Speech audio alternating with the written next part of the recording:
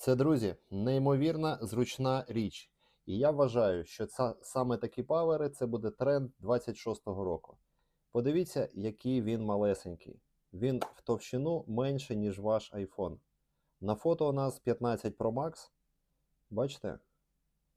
Він не на всю довжину телефону, тобто є зазори зверху, знизу. Відповідно, цей павер підходить на будь-які моделі айфонів. Приєднали і маєте зарядку. Ось у нас індикація. І пішла бездротова зарядка. Друзі, одна з найтоповіших моделей від бренду Baseus. Ємністю 5000 мА і потужністю 20 Вт. Ви тільки подивіться, який він зручненький і маленький.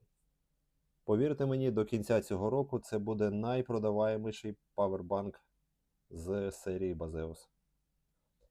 Купуйте, друзі, якісні речі і обов'язково кайфуйте від цього.